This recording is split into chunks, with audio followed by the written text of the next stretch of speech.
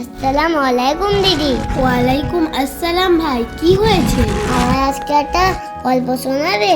হ্যাঁ ভাই, তোমাকে আমি একটা ছোট্ট গল্প শোনাবো। তবে শোনো। একদিন এক সিংহ গাছের নিচে বিশ্রাম করছিল। হঠাৎ এক ছোট্ট ইঁদুর তার গায়ে উঠে খেলতে লাগলো। ওহ, সিংহ তো তাহলে খুব রেগে গেল, তাই না দিদি? হ্যাঁ, সিংহ ইঁদুরটাকে ধরে ফেললো।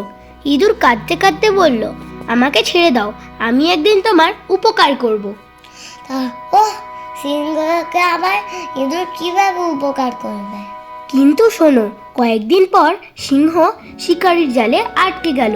তখন সেই ইঁদুর এসে দাঁত দিয়ে সিংহের জাল কেটে দিল এবং সিংহকে মুক্ত করলো। ইঁদুর সত্যি সিংহকে বাঁচালো? হ্যাঁ ভাই, তাই শিক্ষা হলো, ছোট মানুষকে অবহেলা করো না, সে একদিন তোমার বড় উপকারে আসবে।